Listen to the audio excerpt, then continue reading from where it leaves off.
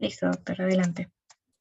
Muy bien, muy buenas noches con todos los participantes y también con los organizadores. El día de hoy estamos aquí reunidos el 24 de febrero del año 2022 para tocar un tema sumamente importante que de algún modo es el día a día, ¿no? Dentro del quehacer, digamos, del abogado o de cualquier sujeto procesal que de pronto cuestionen las decisiones judiciales. Ciertamente una decisión del juez no necesariamente va a ser tal vez aquella que satisfaga las expectativas de la contraparte. Es por eso que justamente se somete a cuestionamientos, a las apelaciones, y es justamente con motivo de esa apelación que el superior en grado verificará si efectivamente ha sido la decisión correcta o no. Bien, vamos a tocar entonces sin más preámbulo y desde luego agradeciendo la invitación gentil por parte de los organizadores para tocar el tema medios impugnatorios. Vamos a compartir la pantalla y si me confirman si se está logrando visualizar, por favor les agradeceré. Bien, Todavía no, doctor. vamos a compartir. A ver, ¿dónde está? Ahí está. Bien, ahora sí. Sí, se puede visualizar correctamente. Ahora sí, muy bien, gracias. Medios impugnatorios. A ver, el concepto de medios o de recursos impugnatorios. Bien, el recurso es un medio impugnativo por el cual la parte que se considera agraviada por una resolución judicial que estima injusta e ilegal la ataca para provocar su eliminación o un nuevo examen de la cuestión resuelta y obtener otro pronunciamiento que le sea favorable. Allí está en la parte inferior la cita textual justamente que hacemos y que nos va a servir justamente para saber el sentido de lo que realmente queremos dar como mensaje esta noche. El medio de impugnación o el medio impugnativo que la parte agraviada considera que es una decisión que no es la más correcta, que es injusta, que podría ser ilegal inclusive, pero eso implica que debe haber expresión de agravios también. ¿Por qué? Porque la parte agraviada tiene que, en el buen sentido de la palabra, denunciar que esa decisión judicial o bien no está motivada, hay una indebida aplicación del derecho o no corresponde a una apreciación de los medios probatorios de los hechos tal como él considera que fue o debió ser.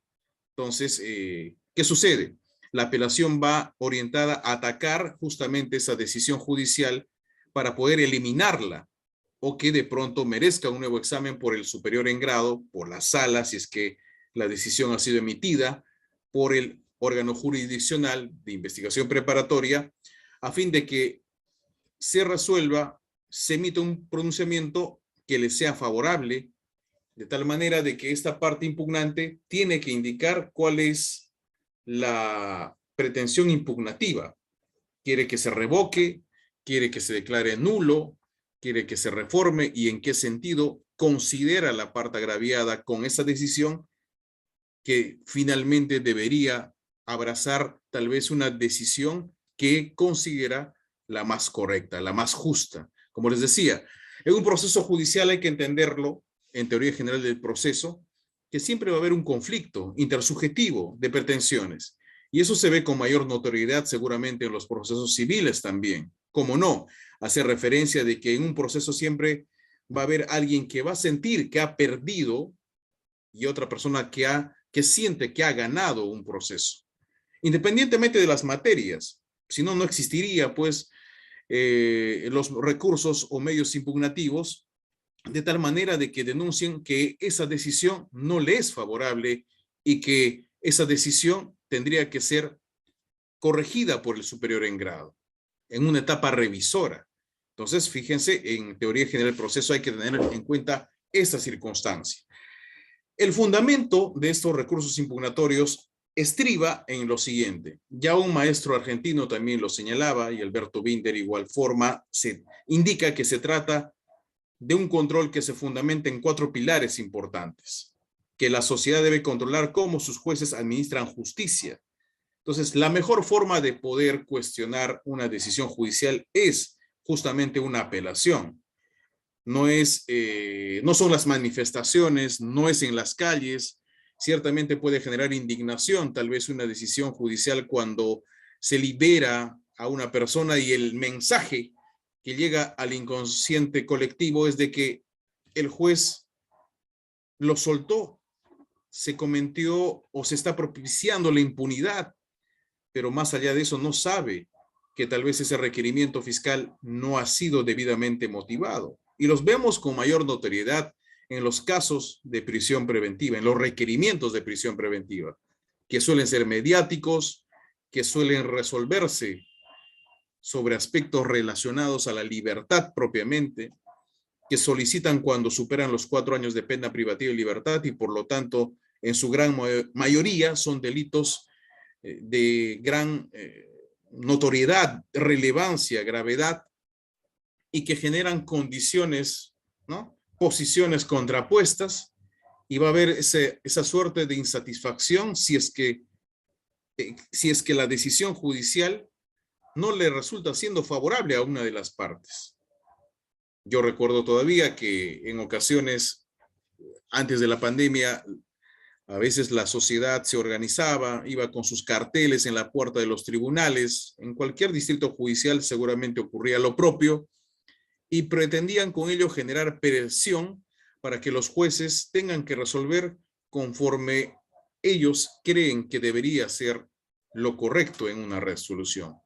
Pero si vamos a resolver en función de eso, dejamos de ser jueces, porque se entiende que se debe resolver con lo que está en el proceso, en el cuaderno, con lo que ha postulado, con lo que se ha presentado, con lo que se acompañó como elementos de convicción, con esa fundamentación que exige no solamente el artículo 122, inciso 5 del Código Procesal Penal, sino fundamentalmente en lo que se refiere a requerimientos que tienen que ver con la privación de la libertad de las personas, de la limitación de derechos, y también, ahora último, que tiene mayor boga por los delitos informáticos, respecto de las medidas de búsquedas o de restricción de derechos, que lo vamos a ver si es que nos alcanza el tiempo también sobre ese aspecto. Entonces, fíjense, en esos aspectos hay que tener en cuenta de qué manera está motivada. Pero la sociedad debe controlar aquella decisión judicial, en el buen sentido de la palabra controlar, ¿no? A través de los recursos impugnatorios o impugnativos. Y la Constitución política también prevé esa situación.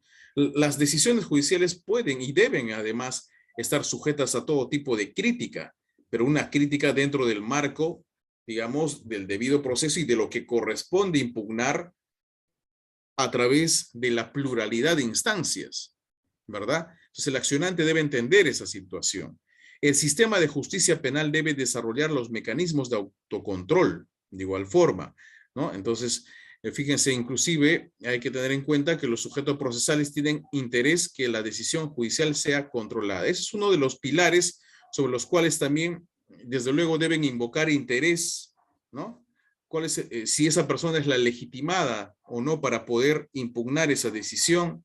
¿En qué medida esta persona se siente agraviada por esa decisión? ¿A quién representa esa persona? Si se encuentra facultada para hacerlo, ¿no? Esos aspectos que tienen que ver inclusive con el control de admisibilidad de recursos que les voy a indicar más adelante y que al Estado le interesa controlar cómo sus jueces aplican el derecho. Entonces, no hay mejor forma de controlar las decisiones, reitero en el buen sentido de la palabra, del razonamiento judicial que aplica algún magistrado, independientemente de las instancias que es en el que se encuentre, a través de los recursos de impugnación. Esta ilustración nos permite señalar lo siguiente, que en el expediente 1243-2008, PHC del Tribunal Constitucional, y en el caso de Luis Bastidas Villanes, ya se había conceptualizado de algún modo que el derecho de acceso a los recursos constituye un elemento conformante del derecho al debido proceso, derivado del principio de pluralidad de instancia. Por eso hace un momento les decía que en la Constitución, en el artículo 139, inciso 6 de nuestra Carta Magna, habla justamente sobre esa circunstancia. Si ustedes me permiten, justamente vamos a darle lectura, por ejemplo, a ese extremo pertinente de la Constitución, y allí señala en el artículo 139 lo siguiente, para que nos vayamos después de esta actividad con la información completa, ¿no? Y lo tengamos en claro. El artículo 139 de vuestra Constitución, por ejemplo, está señalando en el inciso 6 lo siguiente: la pluralidad de instancias, ¿no? En el 5 incluso habla sobre la motivación escrita de resoluciones judiciales en todas las instancias, excepto los decretos de mero trámite con mención expresa de la ley aplicable y los fundamentos de hecho en que se sustente. Fíjese, las resoluciones pueden ser decretos, autos o las que ponen fin a la instancia o al proceso. En un proceso penal, que es la materia en la cual nosotros nos desenvolvemos en el Juzgado de Investigación Preparatoria en Lima, debemos tener en cuenta que finalmente el juzgado de juzgamiento, sea unipersonal o colegiado, concluirá su labor con la decisión que recaiga en una sentencia condenatoria o absolutoria, sea por indubio pro reo o insuficiencia probatoria. O sea, no hay prueba suficiente para poder enervar la presunción de inocencia. Pero todo eso tiene que estar debidamente motivado. La Constitución habla de la motivación escrita. Con la adopción del nuevo código, no es menos cierto que la motivación se puede realizar también en acto de audiencia de manera oral. Y es por eso que vemos un sinnúmero de decisiones judiciales que se resuelven justamente en audiencia, que se somete al escrutinio público en la medida de que, como son televisadas incluso las diferentes audiencias, la población y el ciudadano de a pie, y fundamentalmente las partes procesales y las defensas técnicas y los propios interesados en el proceso, sepan cuál es el razonamiento del juez y qué le ha motivado a decidir en un determinado sentido, ¿verdad? Y qué mejor que sea así. Por eso también, recuerden ustedes que la publicidad es algo que es característico de los juicios orales, ¿no? La publicidad, la inmediación y otros principios que establece el juicio oral. Ahora bien, debemos tener en cuenta que también está recogido en el artículo 8, literal H, inciso 2 de la Convención Americana de los Derechos Humanos, que establece lo siguiente: durante el proceso, toda persona tiene derecho en plena igualdad procesal a las siguientes garantías mínimas. Entre otras, destacamos lo siguiente: derecho a recurrir del fallo ante juez o tribunal superior. Del mismo modo, conforme al inciso 5 del artículo 14 del Pacto Internacional de los Derechos Civiles y Políticos, toda persona declarada culpable de un delito tendrá derecho a que el fallo condenatorio y la pena que se le haya impuesto sean sometidos a un tribunal superior conforme a lo prescrito por la ley. Entonces, pienso yo que esta conceptualización que recoge justamente aquel expediente y en el Tribunal Constitucional se acuñó como tal, nos permite justamente tener una idea, no solamente de los artículos donde se encuentran justamente recogidos este derecho de impugnación, sino respecto de la pluralidad de instancias y sobre las facultades que tienen las partes y sobre todo también de lo que el juez puede decidir. Es decir, ¿puede haber control de admisibilidad de recurso? Vamos a ver más adelante que sí puede haber. ¿Por qué? Porque aquel derecho va a activar la doble instancia, va a reconocer de manera expresa el derecho que tiene todo justiciable de recurrir a una sentencia que pone fin a la instancia. Les decía hace un momento, una sentencia condenatoria o absolutoria, pero finalmente va a haber una decisión judicial que no va a gustar seguramente, aunque no se emiten pues decisiones para el gusto de las personas, sino en el sentido de que no va a ser de agrado pues de alguna de las partes procesales, la va a cuestionar, se va a sentir insatisfecho, afectado. Entonces, el derecho de la pluralidad de instancia no implica un derecho del judicial de recurrir todas y cada una de las resoluciones que se emitan al interior del proceso, sino que en ese sentido el TC ha señalado que se trata del derecho de una configuración legal que corresponde al legislador determinar en qué casos, aparte de la resolución que pone fin a la instancia, cabe la impugnación. El derecho de acceso a los recursos, ¿no? Por ejemplo, hay que tener en cuenta que el mismo Código Procesal Penal establece los plazos procesales para los autos, para los decretos, ¿no? Para las sentencias. Establece qué tipo de recursos existe, el de queja, de apelación, ¿no? De casación, etcétera. Entonces, fíjense, hay que tener en cuenta también que ese mismo razonamiento que aplica el Tribunal Constitucional se encuentra también acuñada de que se permite el adecuado ejercicio del derecho de acceso a los recursos y ello supone directamente la utilización de los mecanismos que ha diseñado normativamente el legislador para que los justiciables puedan cuestionar las diversas resoluciones expedidas por el órgano jurisdiccional. Y vamos a ver que de igual forma el título preliminar del Código Procesal Penal señala también lo siguiente, que las resoluciones son recurribles en los casos y en el modo previsto por la ley. Las sentencias o autos que ponen fin a la instancia son susceptibles de recurso de apelación. Entonces, la parte impugnante hace referencia a este aspecto, ¿no? A fin de que no se le deniegue, pues, el derecho que tiene de recurrir las decisiones judiciales, el derecho de hacer uso de la pluralidad de instancias, de acudir al órgano jurisdiccional para que el superior en grado la reexamine esa decisión. Ahora bien, el Código Procesal Penal también establece lo siguiente, que las resoluciones judiciales son impugnables solo por los medios y en los casos expresamente establecidos por la ley. Los recursos impugnatorios se interponen ante el juez que emitió la resolución recurrida. Y allí tal vez una primera pregunta para los asistentes. Tenemos 94 en este momento. La apelación se tiene que presentar ante el juez que lo emite o ante el juzgado que va a resolver y emitir pronunciamiento respecto de esa apelación. ¿Dónde se interpone? Permítame sacarme el saco, por favor. Está haciendo calor aquí. ¿Dónde se presenta? ¿O ante qué órgano jurisdiccional se presenta la apelación? No hay voluntarios. Ya, bueno, las preguntas y demás inquietudes, en todo caso, al final lo vamos a ir respondiendo.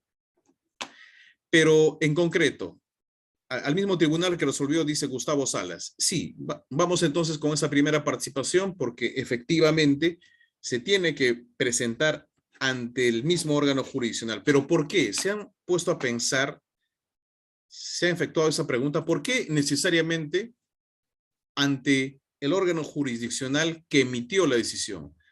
Porque en teoría se entiende que el juez debe cuidar su decisión de tal manera de que él cree que ha sido la decisión más acertada posible.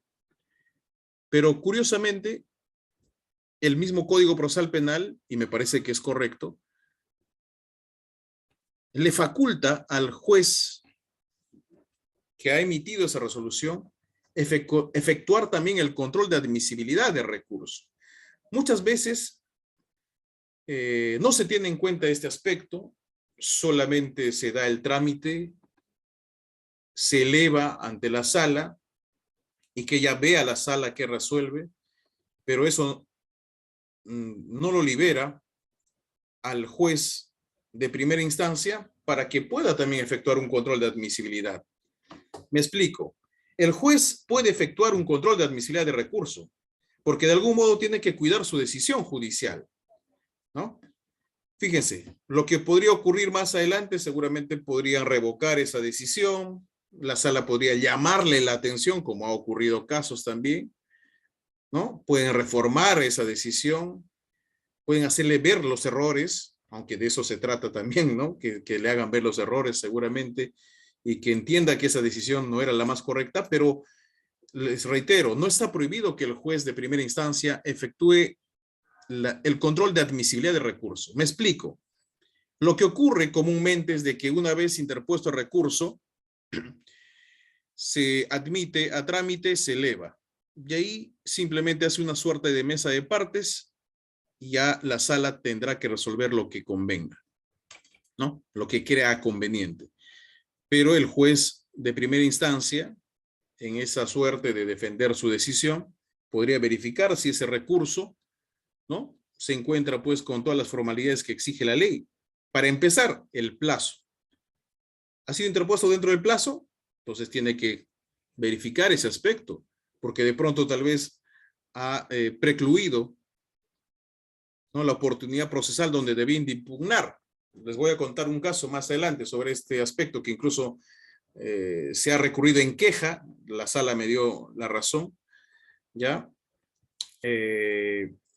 Entonces, fíjense, en este aspecto, el juzgado puede hacer el control de admisibilidad respecto del plazo en que se ha interpuesto, si contiene o no expresión de agravios, si hay una pretensión impugnativa o solamente ha señalado los artículos, pero no hay una pretensión concreta, etcétera, ¿no? Entonces, buena la participación de Gustavo, de Janet y de Moisés Luna, también respecto de esta pregunta que hacíamos al inicio de esta jornada.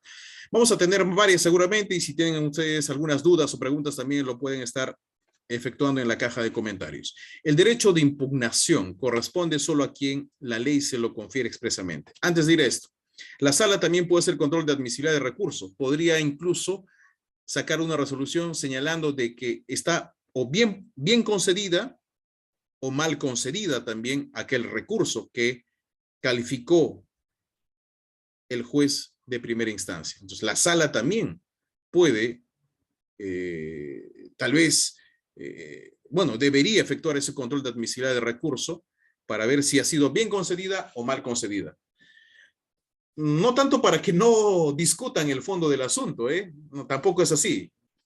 No lo entendamos así, sino para efectos de que efectivamente tal vez no se percató sobre esa circunstancia el juez de primera instancia, pero el colegiado sí advierte esos defectos formales y no debió haber sido ni siquiera concedida dicha apelación. Ahora, la parte agraviada puede recurrir en queja, sí lo puede hacer, puede recurrir en queja, ¿no? Y eso sí lo va a tener que resolver de todas maneras, ¿no?, la sala, ¿no?, la segunda instancia. Lo que se tiene que hacer simplemente es, eso lo puede presentar ante el juez de primera instancia o al de segunda, y si es que lo presenta ante segunda instancia, cursa los oficios al juez de primera instancia para que le mande las instrumentales más importantes y se forma el cuaderno de queja, y sobre ese punto, si concede o declara fundado recurso de queja, tendrá que elevarse los actuados para que resuelva el fondo del asunto mediante una apelación. ¿Ya? Ya, bien. Vamos, el derecho de impugnación corresponde solo a quien la ley se lo confiere expresamente. Sí, definitivamente tiene que ser una parte interesada, legitimada, tiene que ser parte del proceso, ¿ya? Y esta parte del proceso tiene que exponer la expresión de agravios, ¿no?, los fundamentos por los cuales le causa gravamen, perjuicio esa decisión. Si la ley no distingue entre los diversos sujetos procesales, el derecho corresponde a cualquiera de ellos, ¿sí? También cabe esa posibilidad. El defensor podrá recurrir directamente en favor de su patrocinado, quien posteriormente, si no está conforme, podrá desistirse. El desistimiento requiere autorización expresa del abogado defensor. ¿Qué ocurre? En alguna oportunidad, vamos con los ejemplos, era un letrado, ¿no?, un señor abogado, de que interpuso una apelación, pero en el trayecto de la impugnación, una vez incluso ya concedida la apelación, se desiste el abogado, pese a que su patrocinado se encontraba recluido en el establecimiento penitenciario. ¿Por qué? Porque habían llegado a una fricción, ¿no? Ciertamente no habría cumplido con los honorarios del abogado, y el abogado, fíjense, la falta de lealtad procesal, le dijo: ¿sabe qué? Si no me pagas, me desisto de recurso. Parece Parece un ejemplo que no ocurre en la realidad, pero fíjense, si ha ocurrido y seguramente ustedes también han sido testigos de una circunstancia similar. El abogado dijo eso. Ah, no me vas a pagar, entonces me desisto del recurso. Imaginemos que era una decisión judicial que disponía su internamiento del imputado con motivo de un requerimiento de prisión preventiva. Si hablamos de que este imputado, perdón, el abogado se desiste del recurso de apelación porque se entiende que está en desacuerdo con el plazo de la prisión preventiva o finalmente con la decisión de haberle internado pues durante tanto tiempo a esta persona en el establecimiento penitenciario porque no correspondía o tal vez correspondía un plazo menor, evidentemente el perjuicio va a ser de que su patrocinado siga internado en el penal.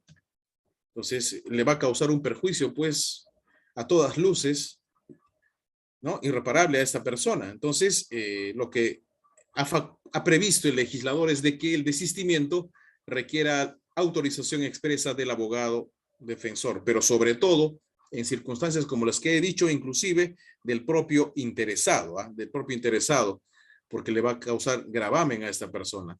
Los sujetos procesales, cuando tengan derecho a recurrir, podrán adherirse antes que el expediente se eleve al juez que corresponda. El recurso interpuesto por cualquiera de ellos, siempre que cumpla con las formalidades de interposición.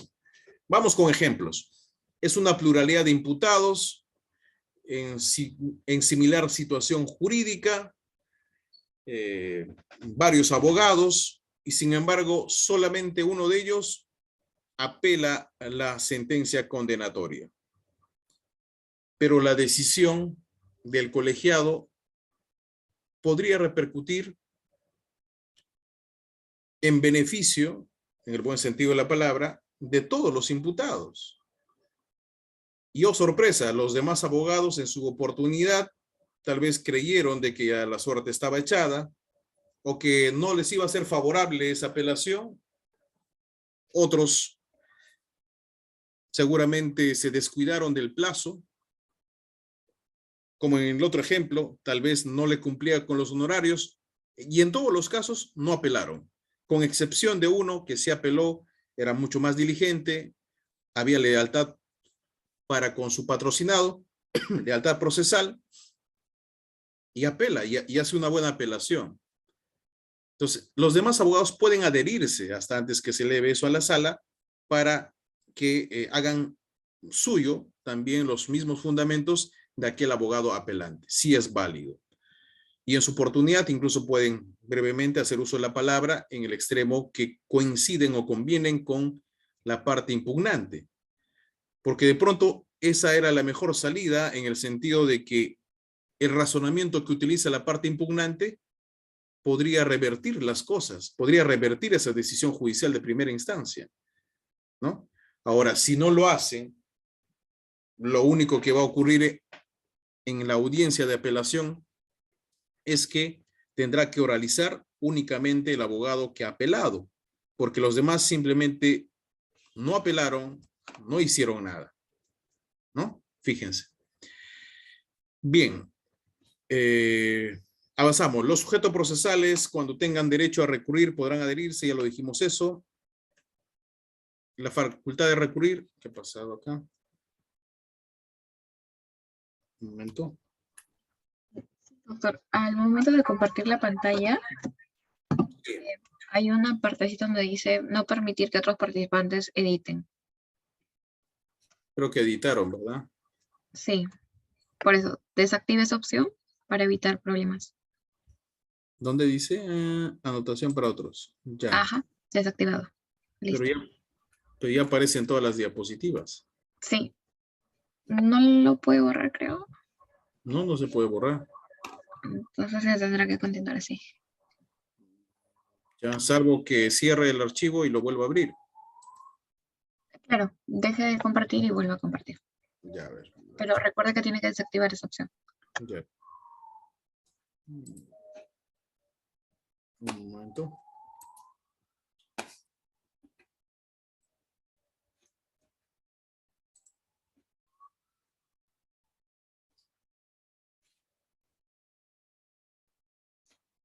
es esto? Mientras tanto, se les recuerda a los participantes que la lista de asistencia se va a enviar al finalizar la clase.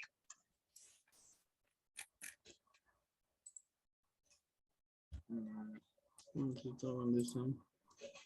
No, deje de compartir pantalla y luego vuelva a compartir.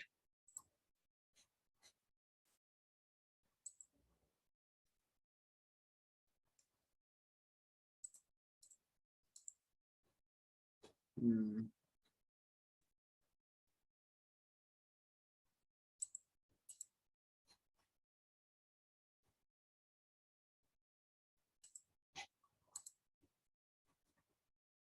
¿Allí? No, no sé qué pasa. No puede, ¿No? a ver, un momento.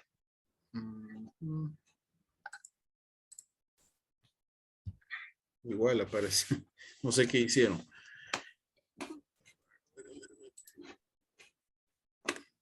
Ahora sí, vuelva a compartir. Ya, ahora sí. Ya, tendría que abrir el archivo.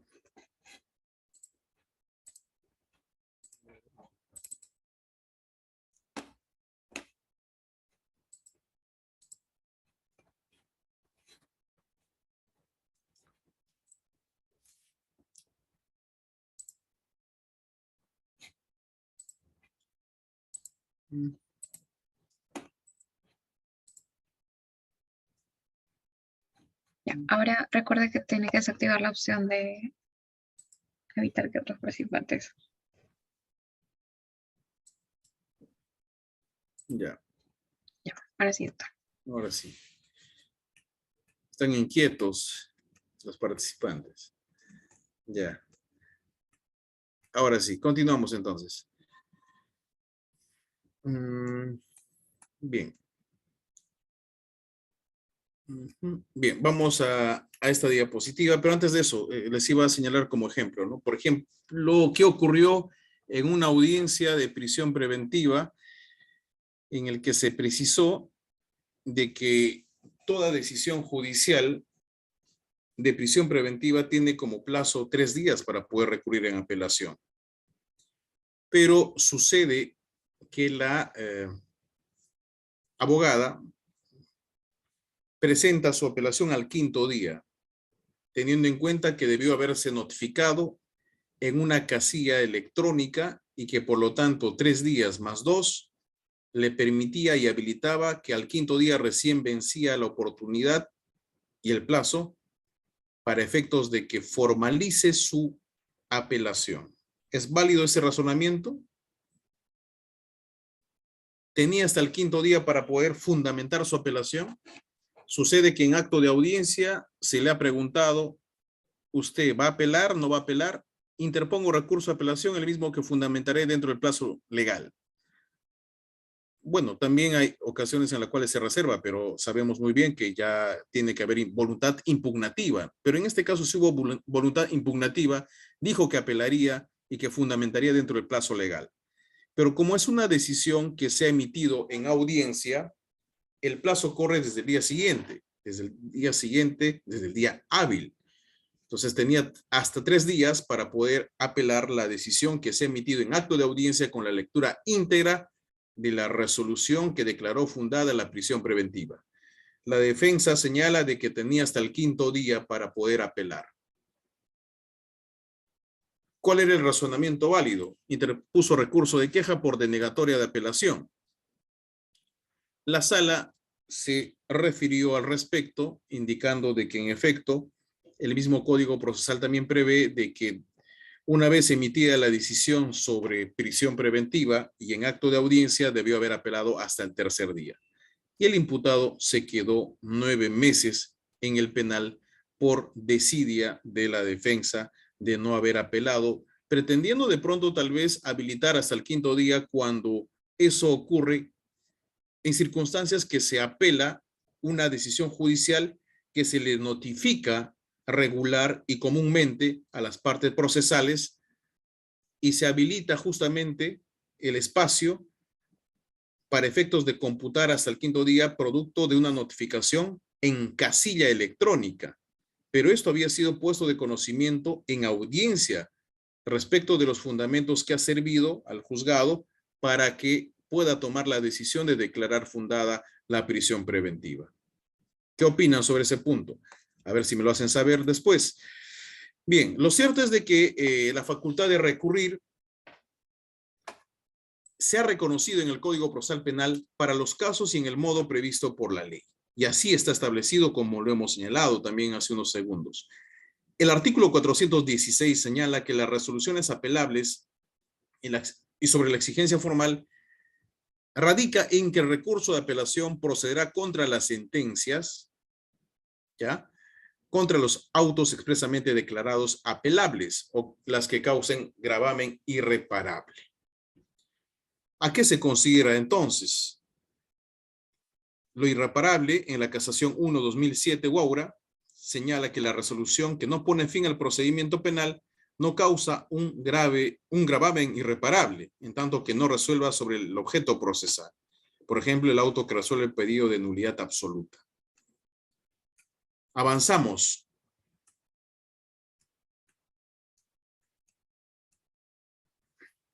Sobre las formalidades, que es importante tener en cuenta. ¿Dónde está establecido? En el artículo 405. Que sea presentado por quien resulte agraviado por la resolución, tenga interés directo y se halle facultado legalmente para hacerlo. El Ministerio Público puede recurrir incluso a favor del imputado. Ahora, generalmente en una sentencia condenatoria tendrá que formalizar la impugnación el abogado, el letrado. No es necesario inclusive la firma de su patrocinado, ¿no? ¿Por qué? Porque lo está representando el abogado. Entonces, el mismo texto único ordenado de la Ley Orgánica del Poder Judicial prevé que justamente el abogado lo representa y tendría que presentar un escrito a favor de su patrocinado. Distinto es el hecho que hemos señalado hace un momento, ¿no? De que si esta persona se va a desistir, necesariamente tiene que también contener de por sí la firma, pues, del propio interesado, porque le podría generar o causar un gravamen en perjuicio del mismo. Debe ser interpuesto por escrito y en el plazo previsto por ley. Fíjense, a diferencia de un recurso de reposición, que es en acto oral, pero si es que es notificado, podría recurrirlo por escrito dentro del plazo de 2 días, pero el razonamiento que debería tenerse en cuenta es de que si es que se va a tener que apelar de manera oral, se tiene que resolver también en acto de audiencia. Pero si es interpuesto por escrito, se tiene que sujetar a los plazos que se establece en la ley. Y así también está establecido en nuestro ordenamiento procesal. Precisar las partes o puntos de la decisión. ¿Cuál es el punto que considero yo como abogado de la defensa técnica que no es el razonamiento adecuado? Que hubo una inaplicación del derecho, que hubo una indebida valoración, ¿no?, de los medios probatorios. Expresar los fundamentos de hecho y derecho que lo apoyen, definitivamente. Son requisitos o formalidades que establece en el artículo 405 del Código Procesal Penal. Y como les decía hace un momento, inclusive en el código está estableciendo cuáles son los plazos procesales para cada uno de ellos. Les decía sobre la reposición, 2 días. Sobre los autos, 3 días, por ejemplo, ¿no? 3 días. Sobre las sentencias, 5 días. Casación, 10 días, ¿verdad? Entonces, fíjense, los plazos también es importante tener en cuenta para efectos de hacer un control de admisibilidad de recurso.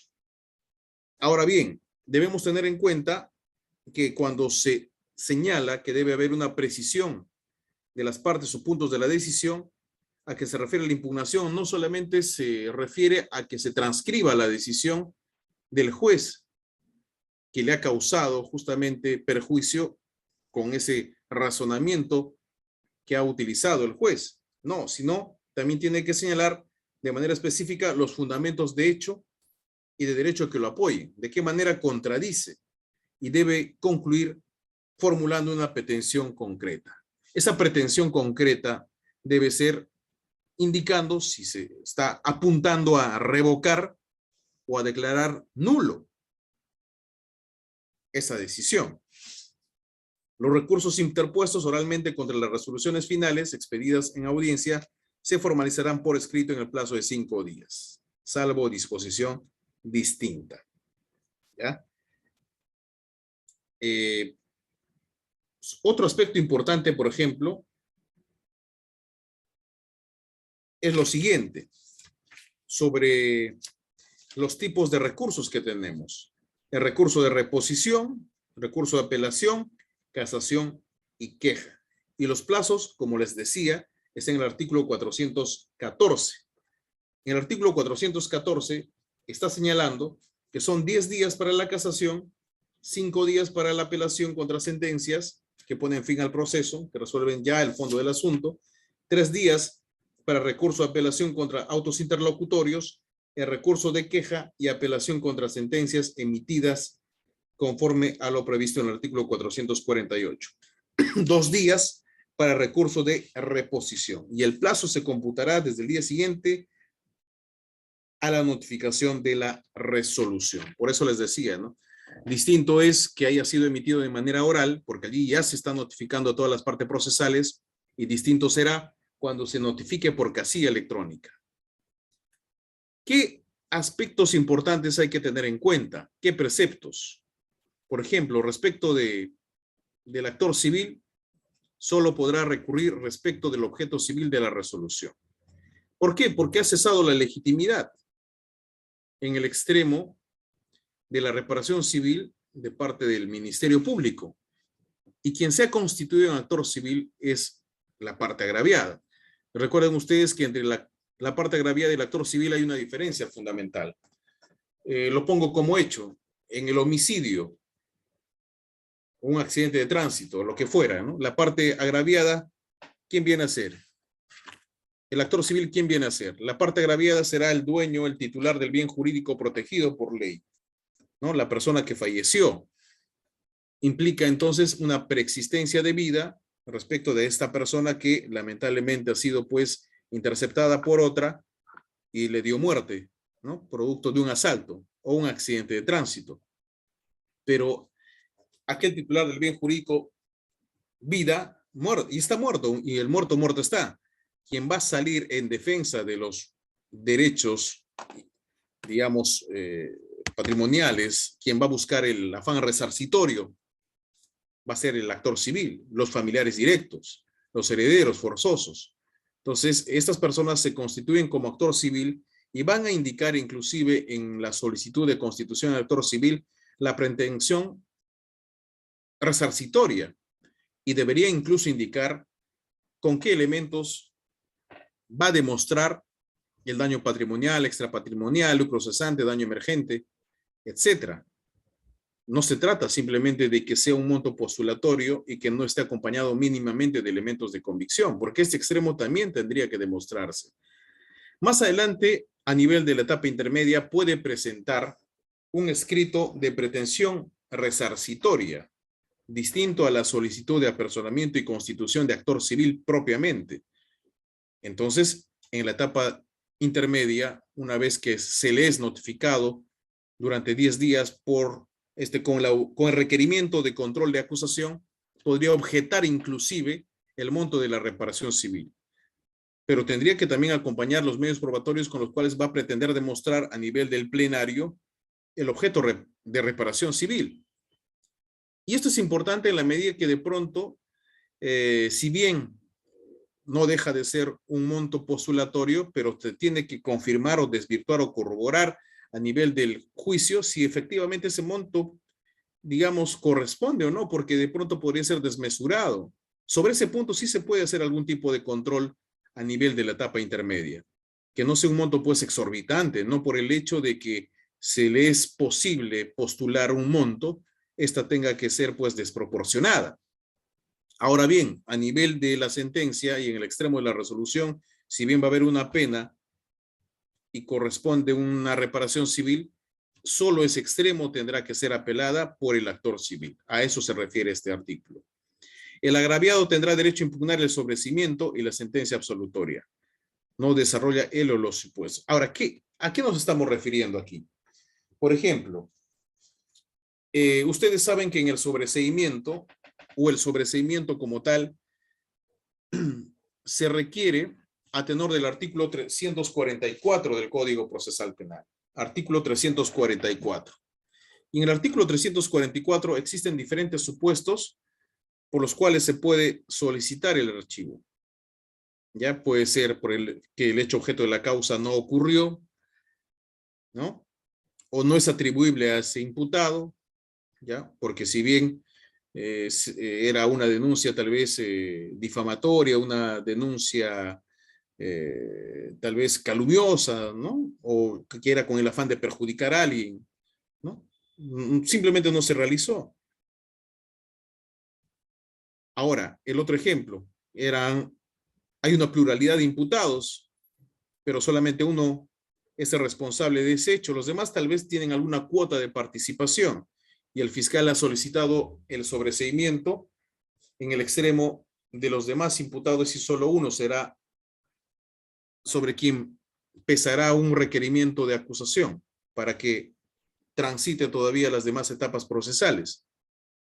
O porque el hecho objeto de causa no es típico, le falta elementos constitutivos del tipo penal, no se ha desarrollado objetivamente el verbo rector para calzar esa conducta dentro del supuesto típico que el legislador impone un reproche penal, no es punible o hay una causa de justificación, de no punibilidad, de inculpabilidad, o finalmente ya no cabe la posibilidad de adjuntar ningún otro elemento de convicción o hacer más diligencias porque ya concluyó la investigación preparatoria. Entonces ya no puede, digamos, realizarse mayores actos de investigación, salvo que una de las partes solicite un plazo suplementario, ¿no? Pero es otra cosa.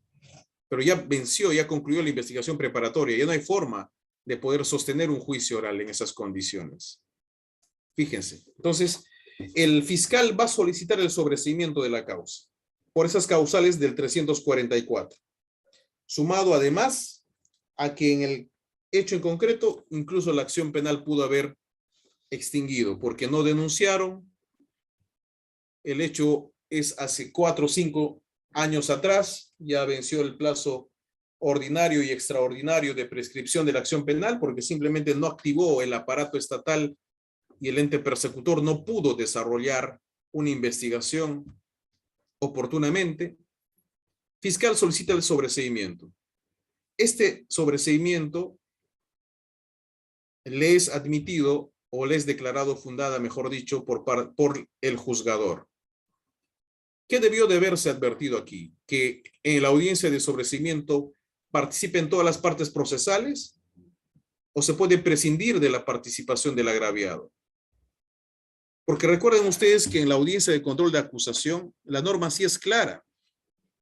La norma es clara en el sentido de que la obligación de los sujetos procesales participantes de la audiencia de control de acusación es únicamente respecto del fiscal, del abogado del imputado. Y si fuera el caso del actor civil, ¿no?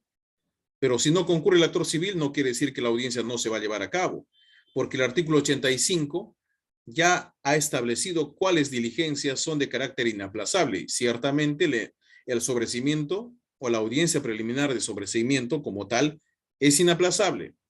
La audiencia de control de acusación también es inaplazable y otras tantas, ¿no? De prisión preventiva, prolongación, instalación de juicio oral, etc. Pero no es obligatoria la participación del acusado en una audiencia de control de acusación. No es obligatorio porque está representado por un abogado. Y su abogado no va, tendrá que acudir un defensor público. Tendrá que preverse esa situación en la resolución. Pero no se notificó a la parte agraviada. No se le notificó. Esa audiencia tendría que proseguir. Para empezar, ¿debió haberse instalado esa audiencia? Si no se notificó a la parte agraviada, porque se está tratando aquí de un sobreseimiento más no de una acusación. Porque la acusación, así faltase incluso el agraviado, sí podría llevarse a cabo. Si no asiste el actor civil, sí puede llevarse a cabo. No acude el imputado, sí se lleva a cabo. ¿No?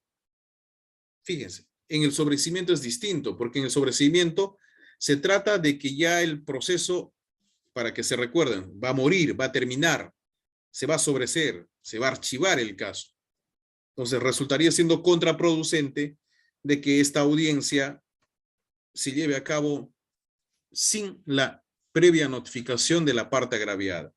Ahora, si es que se le ha notificado a la agraviada o a la parte agraviada en su domicilio, sea real o inclusive en su domicilio procesal o casi electrónica, y aún así no acude, igualmente podría llevarse a cabo la audiencia, ¿sí o no?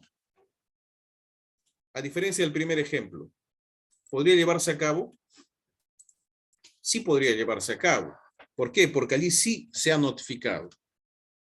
Y lamentablemente no ha concurrido o no quiere concurrir. O ya no quiere saber nada porque, bueno, pues que se archive el caso. Pero se ha notificado.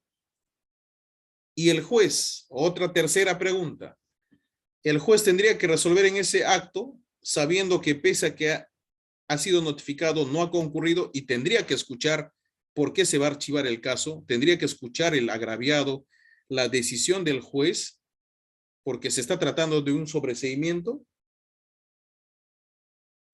o bastará con que ya se notifique con esa decisión judicial a la parte agraviada con la decisión que ya se toma en acto de audiencia sin que haya asistido la parte agraviada. Es válido, eso es válido, porque si se notificó, no concurrió, no quiso concurrir, ¿se puede decidir en audiencia? Sí se puede decidir en audiencia. Después se le notificará a la parte agraviada para que tome conocimiento, porque sí, allí sí tendría la posibilidad de pronto de impugnar esa decisión. Allí sí tenemos que ser muy cuidadosos para que se notifique a la parte agraviada. ¿Ya? El agraviado tendrá derecho a impugnar el sobreseimiento, definitivamente. Entonces, ese aspecto ya con la práctica, pues hay que tener mucho en cuenta porque de pronto se pueden presentar problemas, ¿no? Porque se está tratando de sobreseer la propia causa. Ahora, otro aspecto que también es importante tener en cuenta es lo siguiente.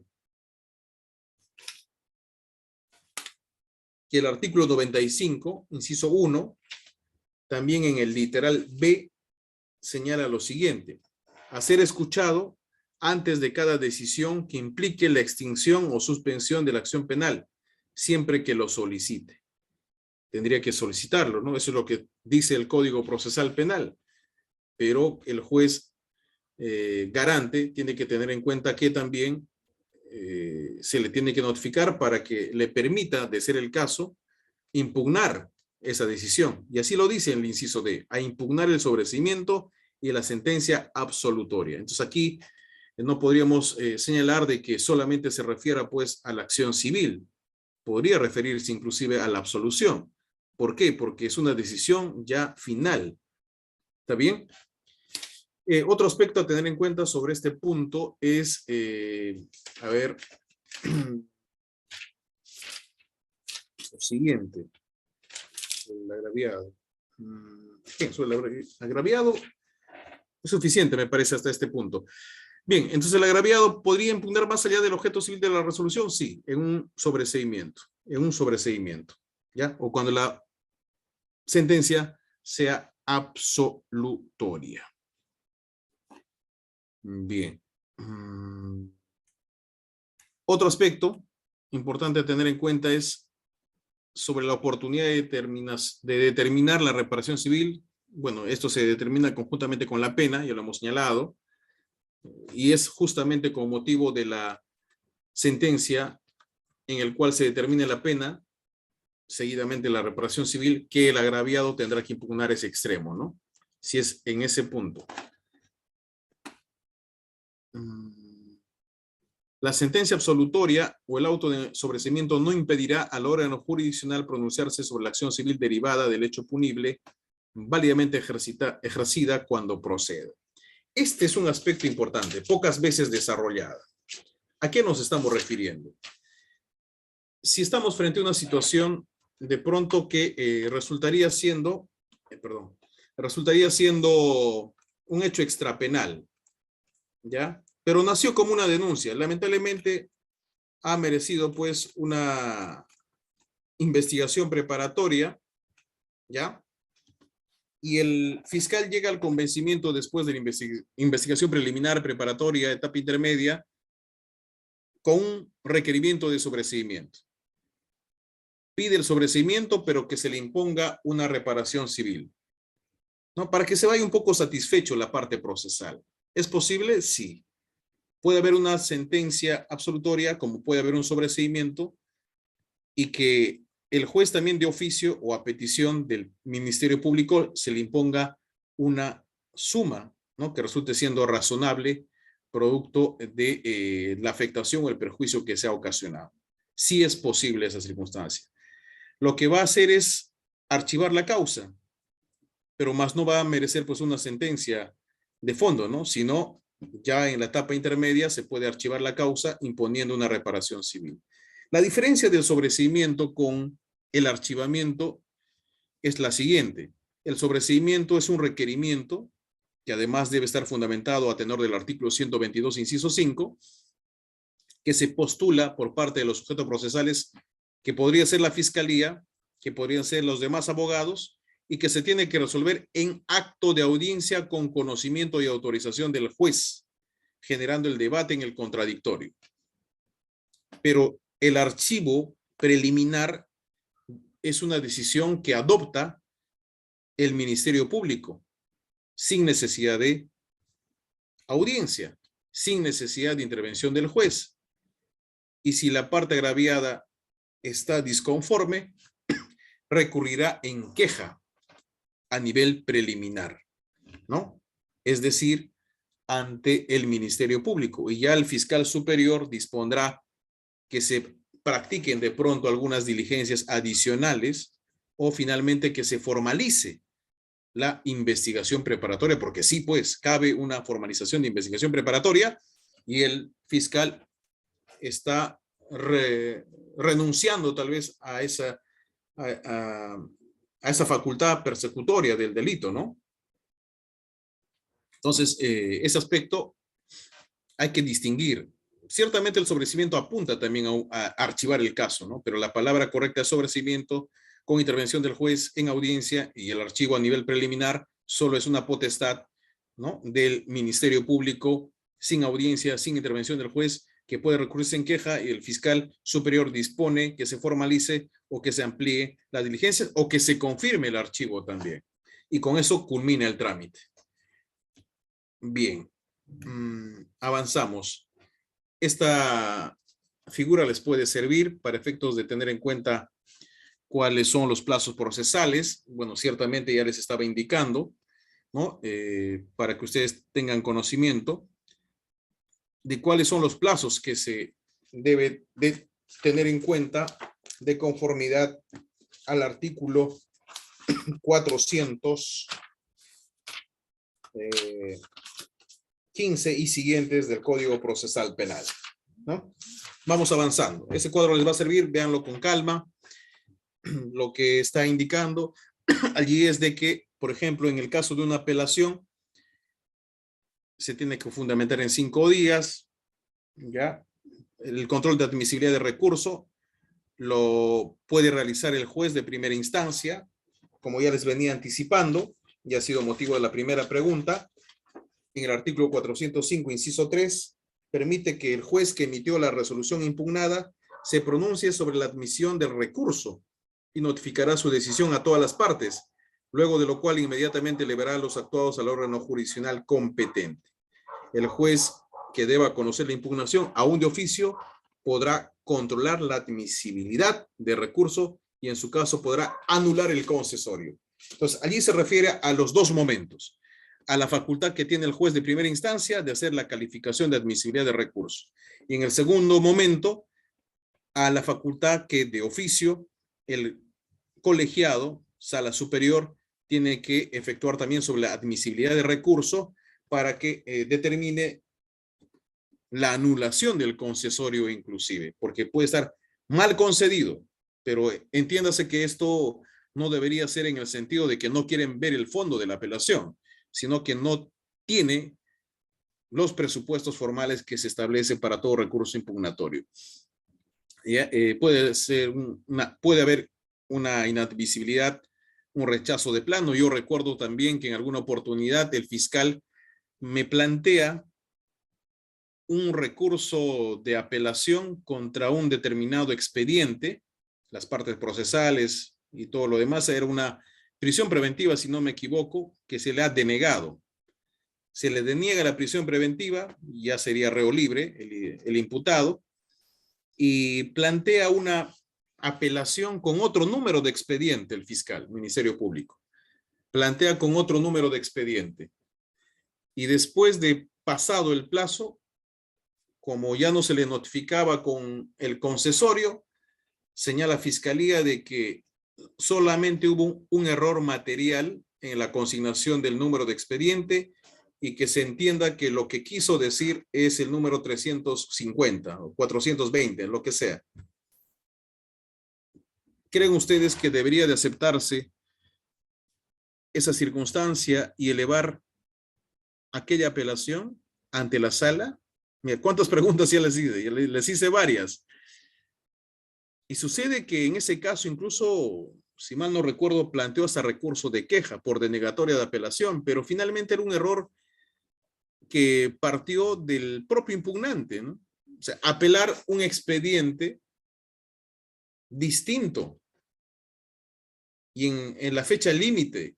Y después de eso, como ya no llegaba el concesorio, preocupado, imagino, la fiscalía dice, pero si yo apelé, ¿pero qué apelaste? El especialista de causa B de que era otro expediente que estaba apelando. Seguramente algunos dirán, pero lo pudo haber adecuado a tal número de expediente con el nombre de las partes procesales. O sea, darle una salida, etcétera.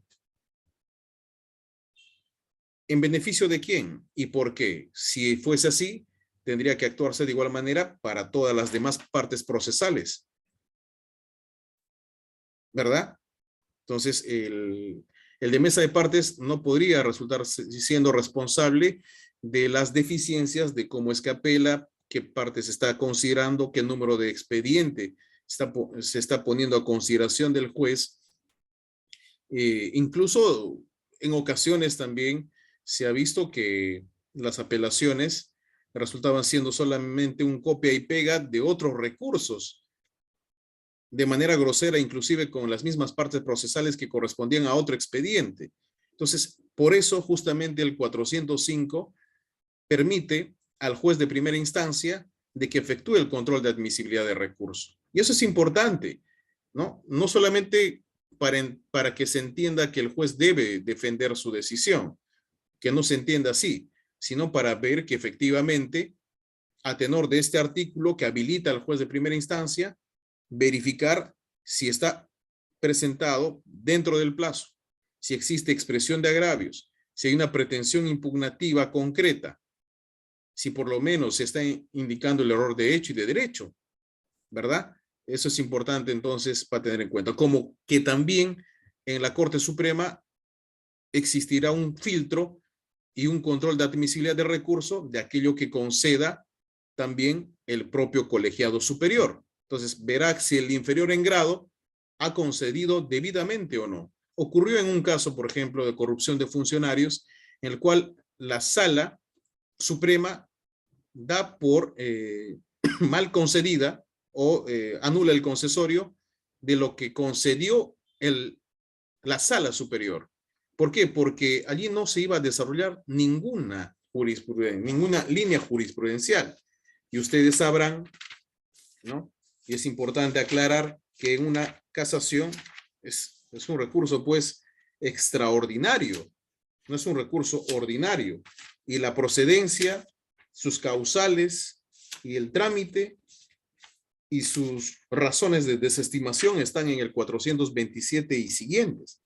Por ejemplo, y en este extremo era lo referido al ejemplo que les venía señalando. Por ejemplo, de que no estaba a consideración de la Sala Suprema señalada de manera concreta en qué consistía que la sentencia se estaba apartando de la doctrina jurisprudencial establecida por la Corte Suprema, o en su caso por el Tribunal Constitucional. ¿De qué manera se está apartando? o de qué manera va a desarrollar excepcionalmente una doctrina jurisprudencial. Y pese a que eso es discrecional, o sea, solamente la Sala Suprema podría discrecionalmente, no está obligada, a ver si efectivamente se puede desarrollar una doctrina jurisprudencial al respecto. Pero si no, simplemente anula el concesorio. Avanzamos. La oralidad como principio fundamental para resolver casos en audiencia en mérito a la información y el debate producido en la misma. Fíjense, hace un momento decíamos que en la Constitución Política del Estado se establece la pluralidad de instancia, se establece la motivación de resoluciones y que esta tendría que ser escrita, pero con la adopción del nuevo código permite que justamente la oralidad sea la mejor herramienta para que, sumado al principio de publicidad, inmediación, etcétera, las partes conozcan los fundamentos por los cuales esa decisión se presume que es la más correcta posible, la más justa, la más adecuada, ¿verdad? Es por eso que en ocasiones incluso el Código Procesal permite de que la apelación, si es interpuesta de manera oral, tendría que ser fundamentada también en ese momento. Y más aún en las audiencias de control de acusación, todas las cuestiones planteadas deben ser resueltas en audiencia, porque es la audiencia de saneamiento, de filtro procesal, porque todo lo que ocurra allí, todo el debate que se produzca, la información que se recoja de calidad, tendría que también ser, si se quiere, pues absorbida, ¿no? por el juez en ese momento, para que resuelva en ese momento viendo las actuaciones procesales y que sea la más cercana a lo que debe ocurrir, a la decisión que se presume que es la más correcta posible. ¿Cuál es la realidad del sistema procesal peruano respecto a la oralidad para resolver las apelaciones de auto? Ya hemos señalado que, por ejemplo, si tiene que haber voluntad impugnativa, puede fundamentarlo después, si eso permite, en el caso de prisión preventiva, por ejemplo, porque tiene que escuchar el audio, qué fundamentos, cómo va a apelar, en qué extremo. Y a propósito de esto, por ejemplo, las partes procesales lo que hacen ahora es recabar los audios de las audiencias, ¿no? ¿Por qué? Porque el digitador o el especialista de audio va a tener que redactar en su integridad solo cuando exista una apelación.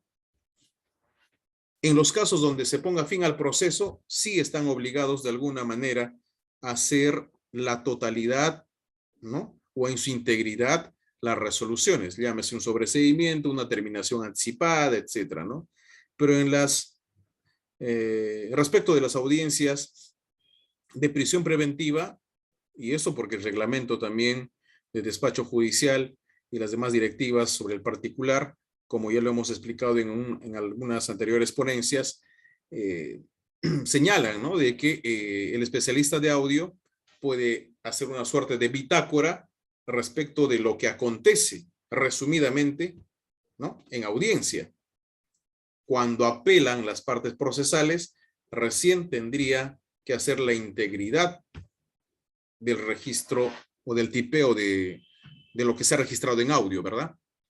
Tendría que ser así, porque fíjense, ¿qué tal al final ni siquiera formaliza su recurso? Simplemente quedó en la impugnación que dijo en acto de audiencia para que pueda escuchar su patrocinado. Y después se desiste o el propio patrocinado dice, ¿sabe qué, doctor? Ya dejémoslo así, ya no apele.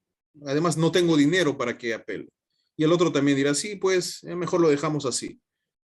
Fíjense, ¿no? Entonces, sobre ese punto, sobre respecto a la inadmisibilidad de recurso y todo eso, también hay que tener muy en cuenta, ¿no? Si no se formaliza finalmente, ¿existirá la necesidad de que el especialista de audio transcriba todo? Ya no. Sobre la motivación escrita de resoluciones, el Acuerdo Plenario 6-2011 también ha señalado sobre el principio de oralidad, necesidad y forma. Debería, en todo caso, emitirse la resolución de manera inmediata antes de la clausura de audiencia, ¿no? Y ocurre eso, en mi caso, por ejemplo, las audiencias, y como tiene que ser porque estamos contra el plazo, en las prisiones preventivas se tiene que resolver pues la libertad, y en ese momento se tiene que resolver de manera oral. La tutela de derechos también, de igual manera, cuando el imputado cree que se está afectando algún derecho de su patrocinado y recurre primero al fiscal solicitando la actuación de una diligencia, o tal vez esta ya les está siendo denegada reiterativamente, o está denunciando en el buen sentido de la palabra la afectación a algún derecho fundamental, recurre con ese cargo y recurre a una suerte de reclamación, ¿no?, ante el juez de investigación preparatoria, el juez de garantías, para que pueda pedir tutela de derechos y que se corrija ese aspecto anómalo que está ocurriendo a nivel de la investigación preliminar o preparatoria. La convalidación de las detenciones en la prisión preventiva definitivamente tiene que ser de manera oral. El control de plazo también, porque fíjense, si yo me reservo todavía el control de plazo y lo resuelvo de acá un mes, 2 meses, ¿de qué estamos hablando? Si el control de plazo generalmente se está prorrogando por 60 días, tal vez, nada más, y me voy a tomar más tiempo para resolver, ya no, porque se entiende que el control de plazo lo está planteando porque se ha excedido en demasía el Ministerio Público en emitir un pronunciamiento o bien acusando o bien o sobreseyendo la causa. Y una de las consecuencias de recurrir en control de plazo es de que ya no serán 15 días que se tome la Fiscalía para que pueda emitir su requerimiento de ley, sino ya le conmina prácticamente al fiscal para que dentro del plazo no de 15, sino de 10 días tenga que emitir su requerimiento bajo responsabilidad funcional, incluso pudiendo caber de que se comunique a la Oficina Desconcentrada de Control Interno. Bien. Avanzamos. La apelación de auto. Podrán reconcurrir los sujetos procesales que estimen conveniente. El 420, inciso 5 y el Acuerdo Plenario 1/2012 señala al respecto. Asimismo, la audiencia no podrá aplazarse por ninguna circunstancia. Los pedidos de reprogramación. Se dará cuenta que la resolución recurrida de los fundamentos del recurso, ¿quién da cuenta? Bueno, sobre este punto, el especialista de audio, ¿no?, tiene que informar si es que es una apelación, por ejemplo, de auto en la sala, en la audiencia de apelación, brevemente, de forma resumida, tendrá que indicar los extremos sobre los cuales está impugnando la parte recurrente y cuál es su pretensión, ¿no?, para que tome conocimiento las partes procesales y los demás miembros del colegiado también recuerden exactamente o tengan presente sobre qué va a centrarse la discusión en la audiencia. Se escucha al abogado de recurrente. Ya se escucha a él. ¿Por qué? Y va en esos términos. Es más, la acreditación tendría que ser en ese orden, ¿no?, de la parte recurrente. Después ya vendrá la acreditación del fiscal, ¿no? O sea, primero se acredita la parte recurrente, quien ha apelado. Ya, pero son cuestiones de forma. Al final lo que debe tenerse en cuenta es de quien va a tener que fundamentar conforme los minutos que le conceda el colegiado, será el abogado recurrente quien apeló. Y si no se presenta, se declara la inadmisibilidad de recurso. ¿Por qué? Porque no se está poniendo de manifiesto su voluntad. O sea, si bien hay voluntad impugnativa, pero no se está oralizando el requerimiento. No se está oralizando. Entonces ese interés prácticamente está en declive y no podría llevarse a cabo la audiencia en esas condiciones y ciertamente está renunciando pues a esa apelación al no haber asistido, salvo que hubiera alguna otra justificación, ¿no? Bien. Debe haber pretensión impugnativa, decíamos. En esta casación, que también ustedes pueden revisar, el 22-2010 Cusco, se delimita los principios de la congruencia procesal. Creo que alguien preguntaba sobre eso, sobre la congruencia procesal y la exhaustividad del Tribunal de Apelación. Si está apelando porque se revoque la decisión y cambia de postura en la audiencia de apelación y dice que más bien se declare nulo. Total, ¿en qué estamos? La congruencia procesal va en el sentido de cuál es digamos, el sentido de la apelación que ha estado formalizando, fundamentando y cuál es lo que va a tener que oralizar. O sea, tendría que ser lo mismo, ¿no? Y dentro de lo que está escrito también tendría que guardar correlación lo que está propugnando. ¿Ya? Y eso es algo que también ha sido recogido en esta casación 22-2010. Bien, avanzamos. Bueno, la audiencia de apelación es inaplazable, eso sí hay que tener en cuenta.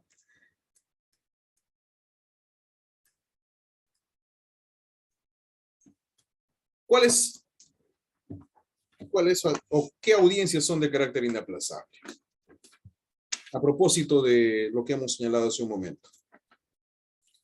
Fíjense, el artículo 85 del Código Procesal Penal ya nos indica cuáles son. Seguramente algunos ya lo saben, pero lo vamos a decir en su integridad, que no solamente la audiencia de sobreseimiento y de acusación son las de carácter inaplazable. Está el artículo 271, 345, 351, 367, 447 y 448.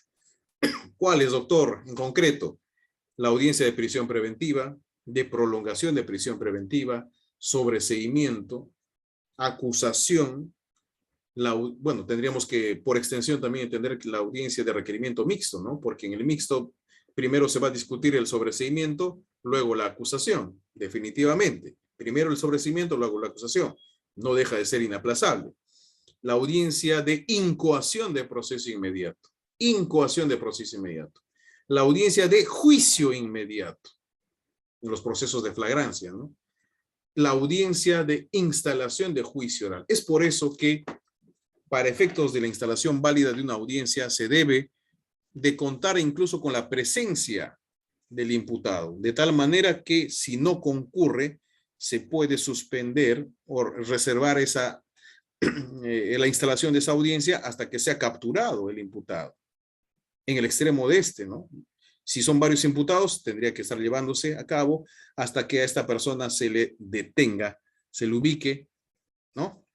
Pero en relación a los demás, definitivamente tiene que llevarse a cabo. ¿Ya?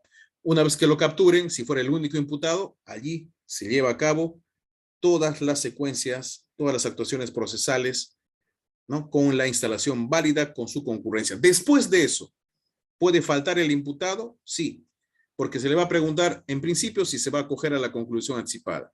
Lo otro, si es que va a declarar, porque podría decir él, no voy a declarar, pero ya ha concurrido y podría decir, pues, efectivamente, que le asiste el derecho de no declarar, guardar silencio o dar una declaración en un determinado sentido. No voy a declarar, o también podría decir que va a declarar en el transcurso del plenario del juicio oral, si son varios imputados, porque todavía pretende escuchar lo que van a decir los demás coimputados. ¿Sí o no? ¿Es válido? Sí, para armar mi teoría del caso. Y como ahora todo es grabado, el abogado o él mismo va, recaba con un USB o pide, solicita que le den lo que ha acontecido en la audiencia, porque él es parte en el proceso y está en el derecho de poder recabar qué se actuó en las sesiones anteriores. Entonces ya un poco haciendo del abogado del diablo, ¿no? Se va agenciando de información para un poco orientar su declaración, si es que va a declarar, quiero decir, acorde a lo que ya él sabe de lo que están declarando los demás coimputados. Es válido, perfectamente válido. Bien.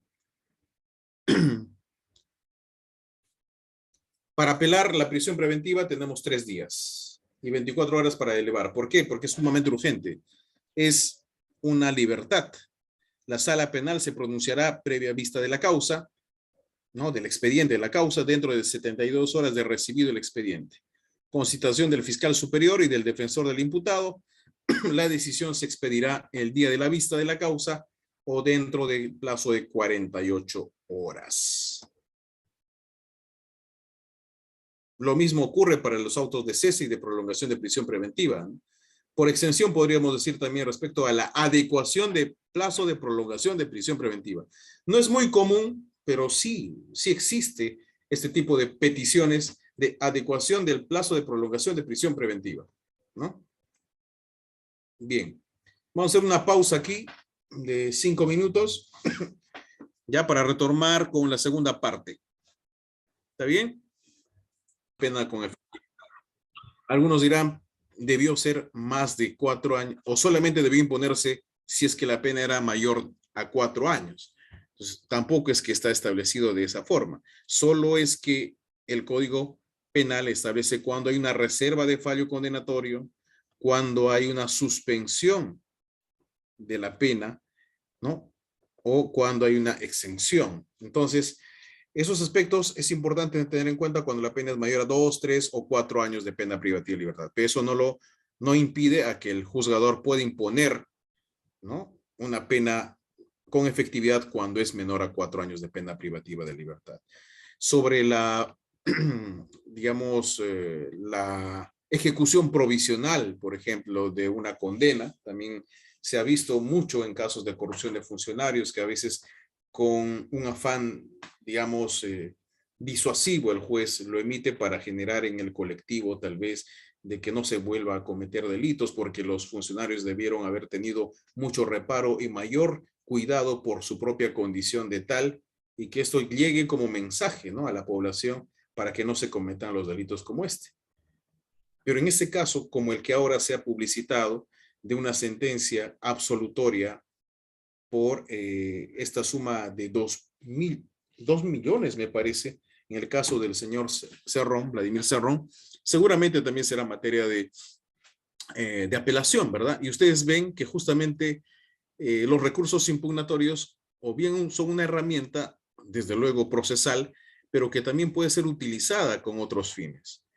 En algunas ocasiones seguramente con o sin razón, pero definitivamente merecerá un reexamen por parte del superior en grado. A eso voy, ¿ya? Y bueno, les comentaba simplemente ese aspecto. Sí se les va a dejar las diapositivas, desde luego, no se preocupen por ese lado, se les va a dar todas las facilidades del caso respecto a las diapositivas, pero vamos a ir avanzando.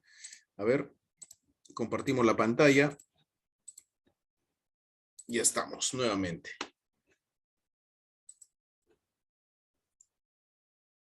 Nos quedamos en las apelaciones de autos.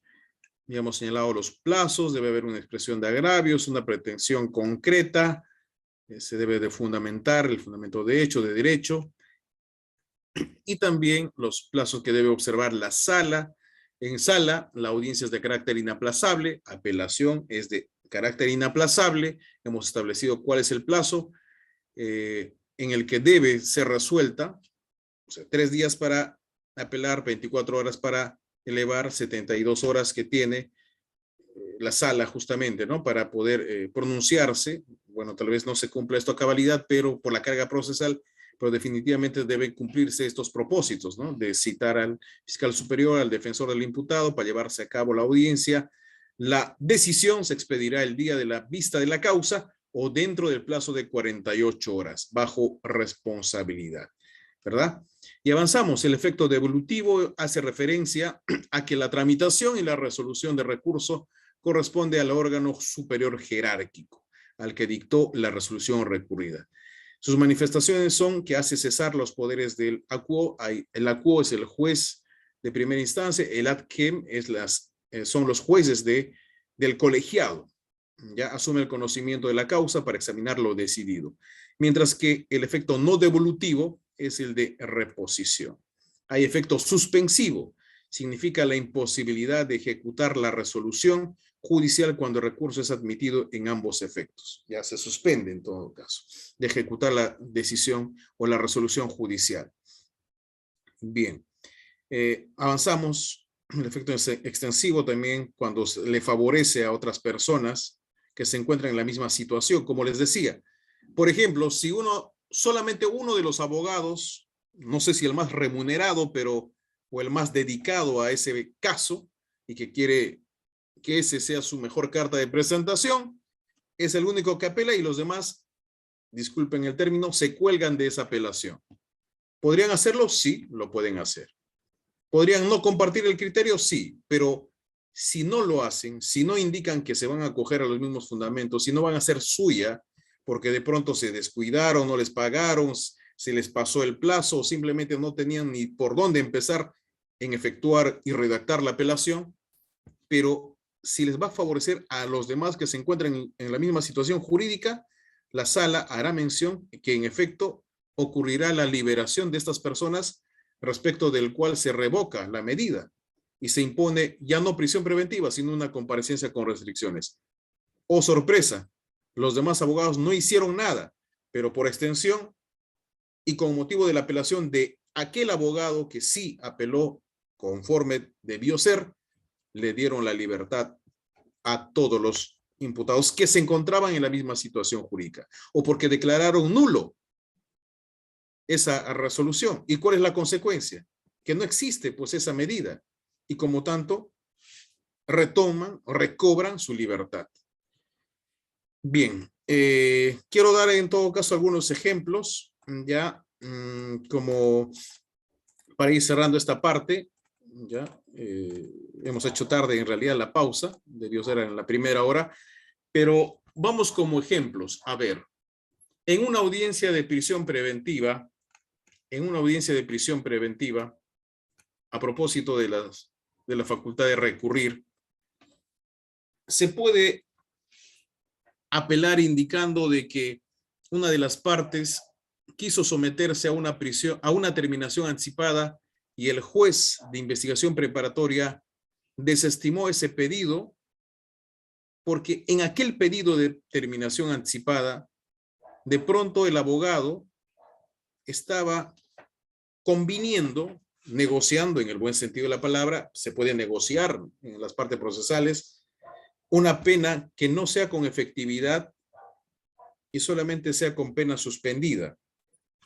Ya vemos agresiones por, digamos, bueno, aunque sobre las agresiones también hay una discusión, mejor no lo ponemos acá porque algunos dirán, no, el 57 dice que debe ser con efectividad y por lo tanto no debe ser, digamos, con el carácter de suspendida. Nos olvidamos de eso. Otro delito, cualesquiera que fuese, en el cual las partes procesales ya estaban llegando a un acuerdo que la pena iba a ser con ejecución suspendida. No iba a ser más de 4 años, no iba a haber internamiento. Pero no lo han materializado, no lo han formalizado, no han presentado ni siquiera su acuerdo informal. Y el juez ha desestimado ese pedido porque la audiencia al cual se ha convocado era el de prisión preventiva. El abogado apela y dice que el juez no ha valorado la predisposición que tenía el abogado y su patrocinado ciertamente de acogerse a una terminación anticipada y que además está en la predisposición de reparar el daño que se ha causado. ¿Cuál creen ustedes que era la decisión más correcta que debía de adoptar el juez de primera instancia y el de segunda instancia? En principio, ¿debía admitirse el recurso? ¿Sí o no? Porque de pronto solamente está atacando el hecho de que el juez no valoró la predisposición que tenía el imputado de acogerse a una salida alternativa, pero el tema es el siguiente. Si las partes procesales, llámese el imputado, su abogado y el fiscal, iban a llegar a un acuerdo, ¿qué necesidad había de que plantee una prisión preventiva? Ya no hubiera formulado un pedido de prisión preventiva, porque así sea un día, un mes, 3 meses, 6, 9 meses, es un día en el penal.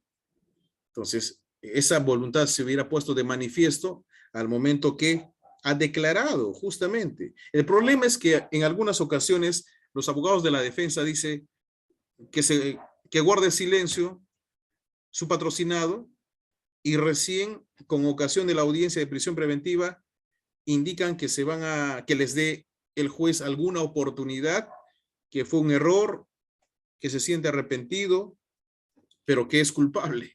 En la propia audiencia, en su autodefensa, suelen decir eso.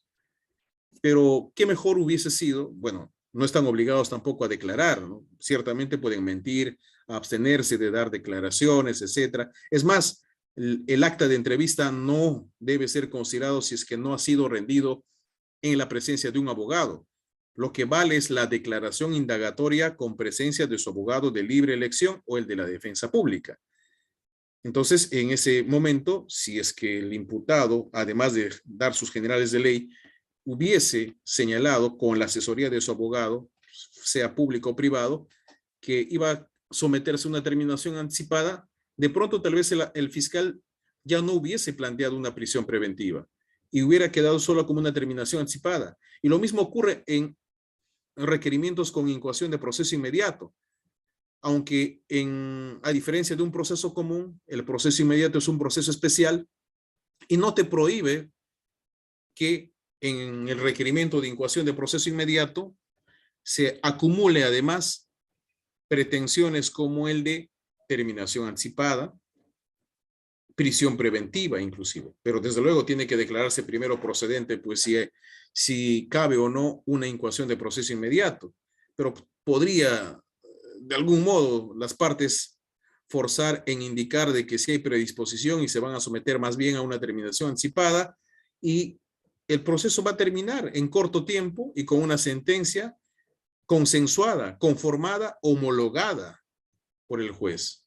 Pero en una prisión preventiva, ¿se puede discutir la terminación anticipada? No. En principio porque se ha convocado con un solo objeto, discutir sobre la situación jurídica del imputado. La casación 626-2003 y también el acuerdo plenario 1-2019 ya ha señalado de que son 5 los presupuestos sobre los cuales se tiene que discutir en una audiencia de control, perdón, en una audiencia de prisión preventiva sin que se admitan desvíos, llamémoslo así, y de tal manera que solamente se discute los suficientes elementos de convicción fundados y graves, ¿no? Suficientes elementos de convicción fundados y graves, prognosis de la pena, peligro procesal y o de obstaculización, puede concurrir solamente uno, no hay problema. El TC ya ha señalado de que no es necesario que concurran los dos, bastará uno solo, o sea, peligro de fuga o de obstaculización, no y. Los subprincipios de idoneidad, necesidad y proporcionalidad propiamente dicha, y además la duración de la medida que también debe ser fundamentada, pero no otro tipo de pretensiones, no, por ejemplo, si se va a cuestionar actas, ¿no?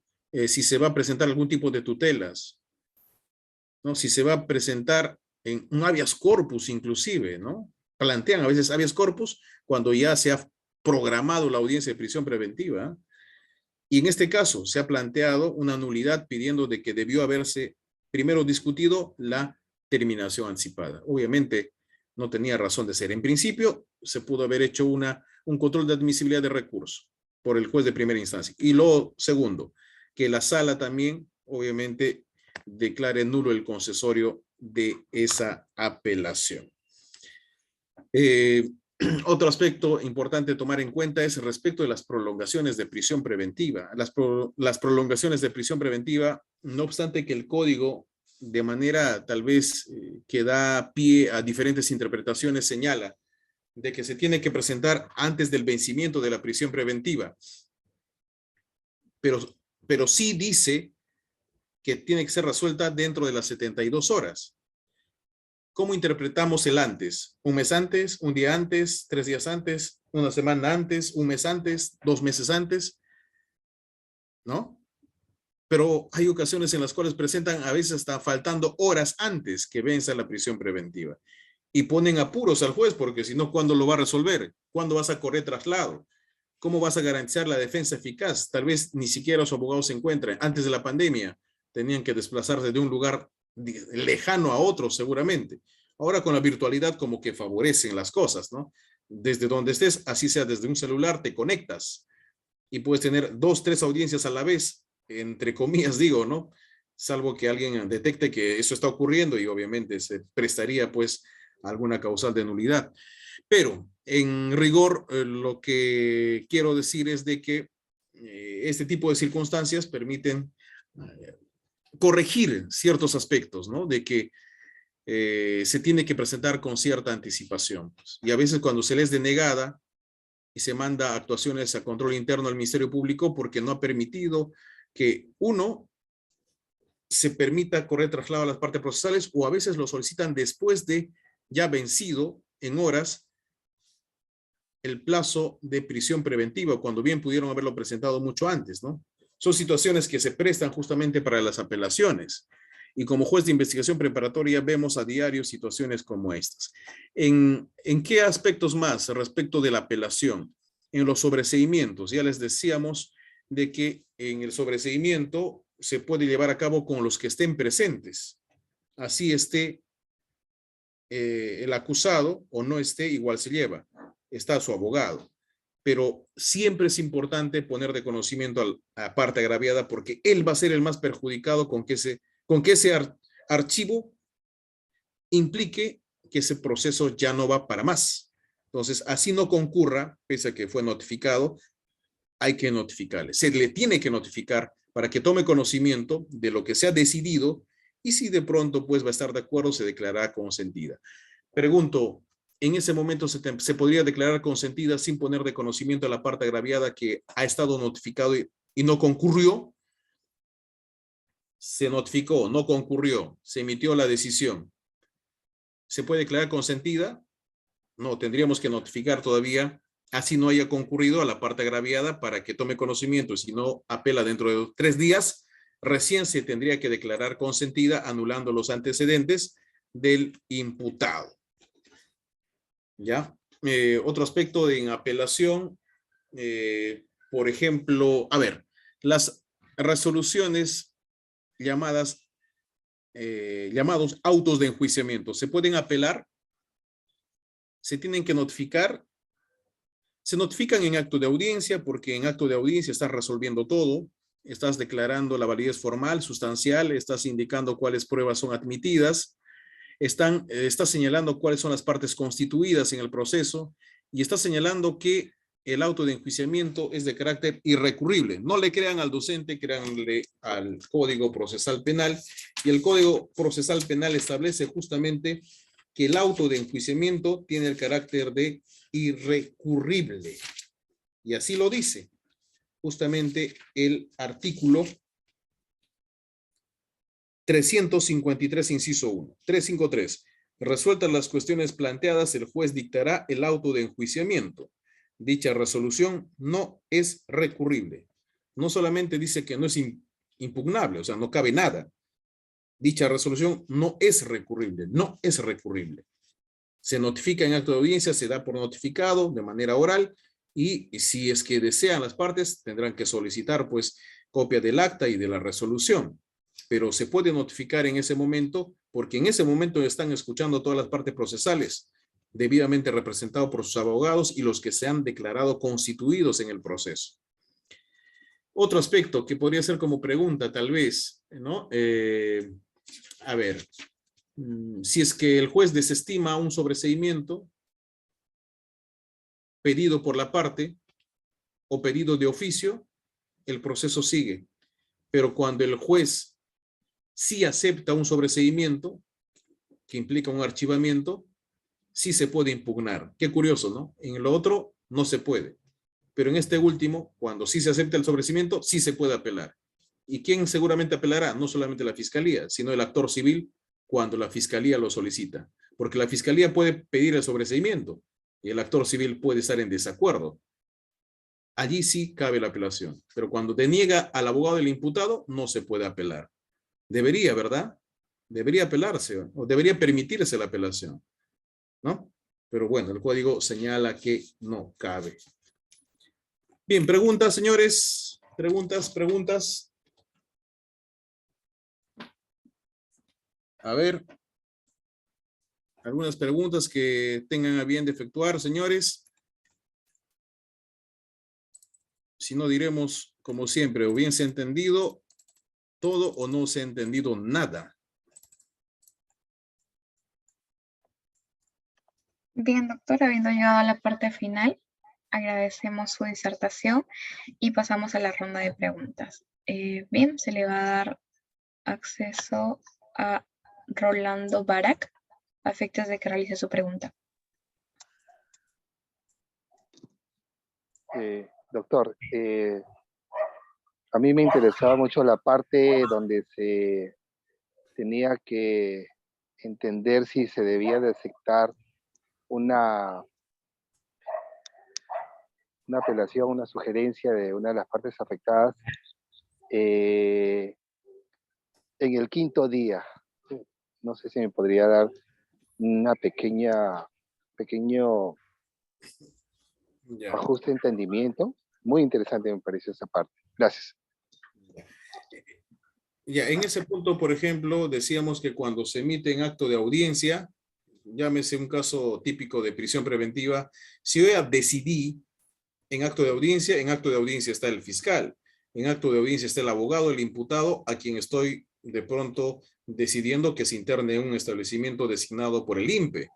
Entonces, ¿en qué momento más va a esperar la defensa enterarse de lo que estoy decidiendo si en acto de audiencia ya estoy poniendo de conocimiento que mi decisión es que esa persona quede privado de su libertad? El argumento podría ser en el sentido de que la defensa quiere todavía tener plasmado en una resolución para que vea qué parte va a apelar, etcétera, ¿no?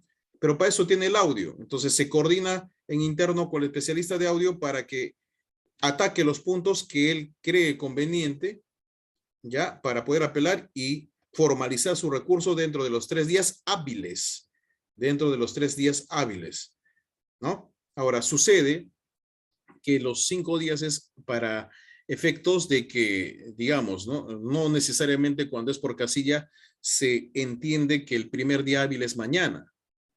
No es así, sino ya las directivas sobre el particular también, que han sido modificadas en ese aspecto, es que cuando es notificado en la casilla, allí sí se tiene que computar de diferente forma. O sea, cuando es por casilla, mañana no es el primer día, sino pasado mañana será el primer día, digamos. Porque uno podría recibir en su casilla electrónica 11 de la noche. Entonces queda una situación de desventaja, exagerando. Si fuera solamente un día para apelar o 2 días para apelar, tienes menos tiempo para que apele.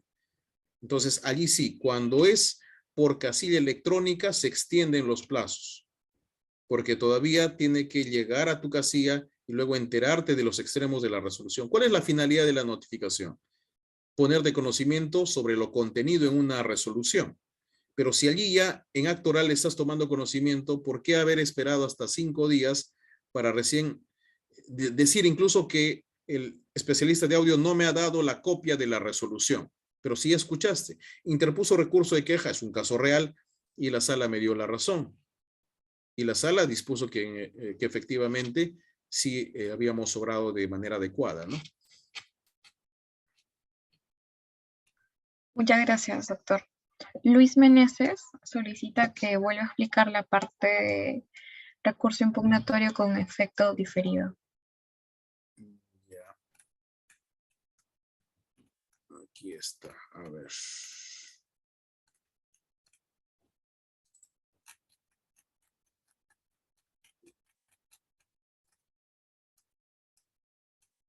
Ya.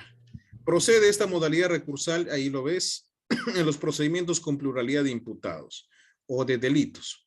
Cuando dicte un auto de sobreseimiento u otra resolución que ponga fin al ejercicio de la acción penal o que haga imposible que continúe respecto de alguno de ellos, ¿no? Entonces, estando al pendiente del enjuiciamiento de los otros, en este supuesto, interpuesto el recurso y concedido su remisión al tribunal ad quem, o sea, a la sala, porque ad quo es el juez de primera instancia.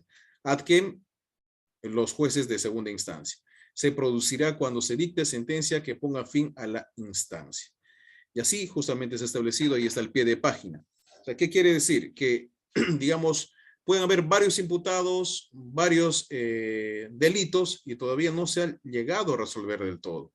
Está pendiente el enjuiciamiento de otros. Entonces, en ese caso, se difiere, ¿no? Respecto de algunos, todavía tiene que esperar que la sala resuelva. ¿Por qué? Porque hay que entender que el proceso como tal es único. El proceso como tal es único y se tiene que esperar que todavía la sala resuelva lo conveniente respecto de ese extremo que han apelado. Eso pasa, por ejemplo, cuando hay, requerimientos mixtos, ahí está. hay requerimientos mixtos. El requerimiento mixto implica que primero tengas que pronunciarte sobre el sobreseimiento, luego sobre la acusación. Pero ¿qué pasa que si sobre el sobreseimiento una de las partes no está de acuerdo y ha planteado su oposición? Y está planteando incluso que se eleve en consulta al fiscal superior o en otros casos que se practiquen otras diligencias todavía.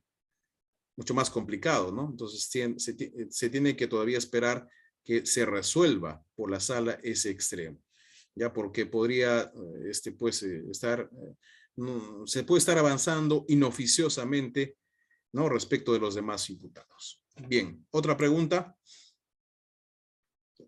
¿Qué opinas sobre el requerimiento de defensores públicos para ejercer defensa necesaria en segunda instancia?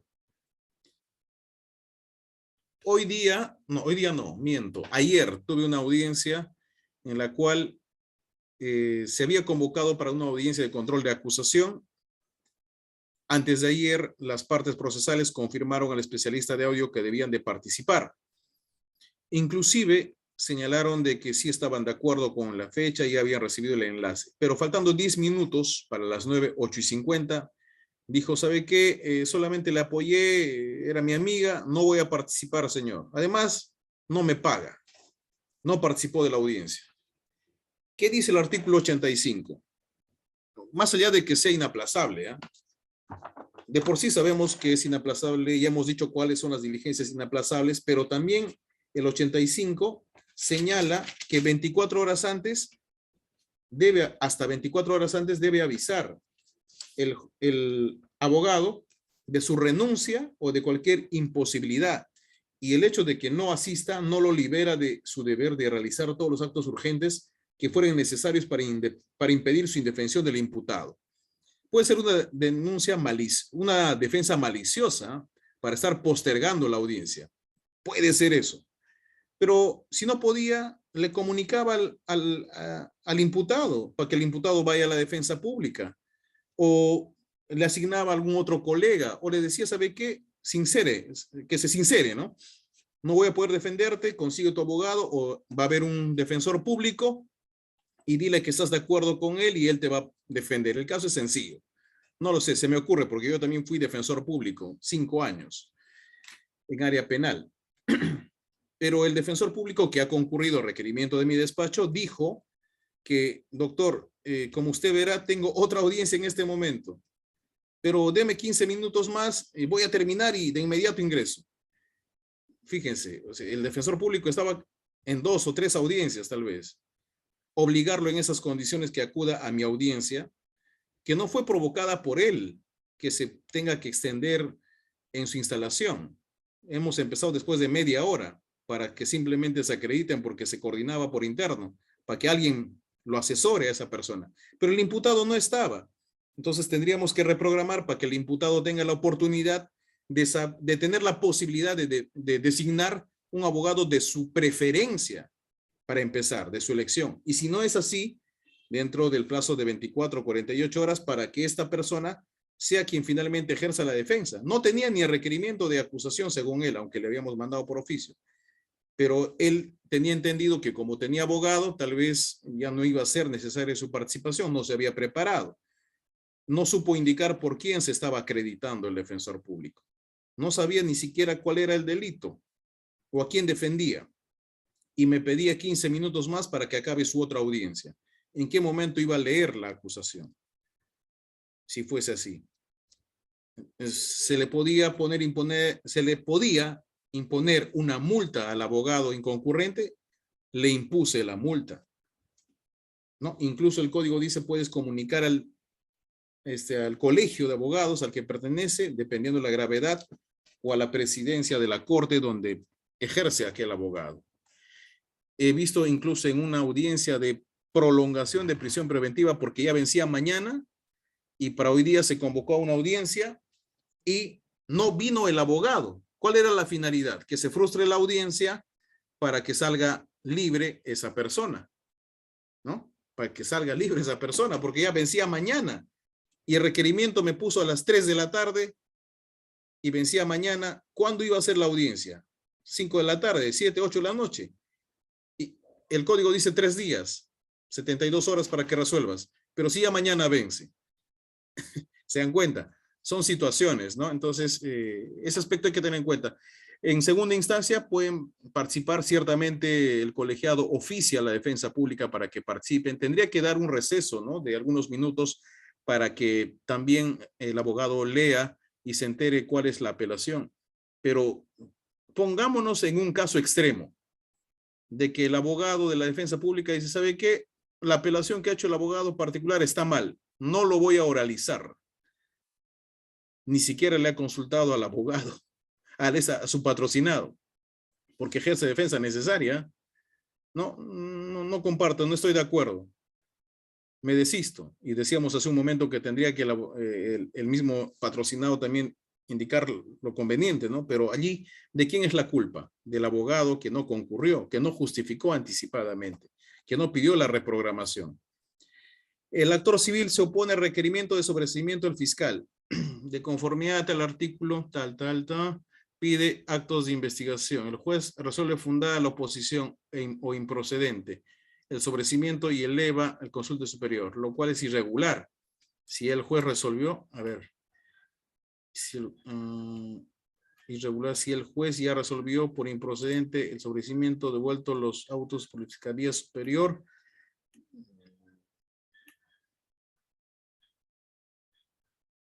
a ver. No, ahí sí está mal. No es que no pueda elevar, sí puede elevar, ¿ya? Pongámonos en un caso X, en el cual sí hubo agresión contra su madre o su padre. Esta era una persona que tenía 30 años y su padre tenía 90 años. Lo ha golpeado. El certificado médico legal dice que efectivamente hay lesiones traumáticas. El señor sufre de artrosis. El señor está postrado en cama, pero el señor, el imputado, su hijo, dice, no, fue circunstancial, no, un forcejeo, no. Y además yo no le he causado. Y el padre, pues, anciano, no quiere perjudicar a su hijo. No hay hijo malo para una madre, dicen, ¿no? Creo que tampoco para un padre. No hay hijo malo. Entonces, dice, ¿sabe qué? Voy a retirar la denuncia cuando no se puede en violencia familiar. Pues no quiero tener problemas, no pasó eso y bueno, no me agredió, no tuvo la intención. Exculpando el agraviado al inculpado. Si hay elementos de convicción suficientes, hubo agresión, hay afectación psicológica, hay pericias y todo lo demás, el juez lo tendría que archivar. ¿Está obligado a archivar lo que postula la fiscalía? No. El juez puede elevar al fiscal superior para que ratifique o rectifique. Para que ratifique el sobreseimiento, sin más trámite, una vez que me devuelva, tendría que archivar, pues. Porque al final ya asume la consecuencia el fiscal superior que dijo que se archive, ¿no? Pero si rectifica, seguramente dispondrá que sí se acuse. Pero si yo, no obstante eso, lo archivaba, lo sobreseía, hubiera sido demasiado evidente, pues, hacerle caso a un fiscal que está planteando algo que sí existe, que hay delito. Entonces, no es que no esté previsto, sí está previsto. Sí puedo elevar en consulta. En consulta no, elevar al fiscal superior para que ratifique o rectifique. O puedo disponer, si es que la oposición, si es que el actor civil me ha pedido que se practique algunas diligencias que no se practicaron, ¿ya? Sí puedo disponer un plazo suplementario. Sí puedo como juez. No sería nulo, en lo absoluto. Es mi potestad. ¿El defensor público en el caso hipotético podría incorporar agravios?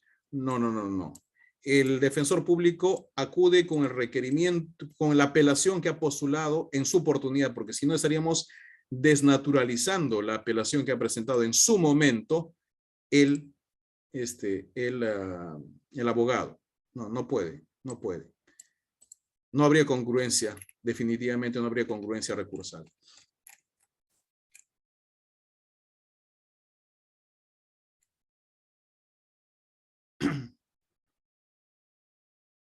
Desde el íntegro de la resolución tiene que, hay sentencias diferidas, ¿no? Yo aviso cuánto es porque el imputado está ahí y quiero que ya de una vez el de seguridad lo mande a la carceleta. Ha pasado en algunas ocasiones. No, tendría que ser desde el momento en el cual se tiene el íntegro de la resolución, que va a llegar seguramente por casilla electrónica, porque ya anticipó la decisión, pero no sé qué fundamentos voy a apelar. Hasta eso va a pasar los 5 días. Entonces no tendría lógica. Tendría que notificarme con el íntegro de la resolución y desde allí se computa. ¿Ya? Bien. Bien, señores. Gracias una vez más a los organizadores, a CEFOCAP, nuestra casa. Gracias. Ok, doctor Julio, ha sido muy fructificante esta ponencia, esta disertación. Agradecemos su participación y esperemos contar con usted en los próximos eventos. Y también agradecemos la presencia de nuestros participantes. Muy buenas noches. Muchas gracias y saludos a los más de 70 participantes que todavía siendo 10 de la noche nos acompañan. Hasta una próxima oportunidad. Hasta luego, doctor.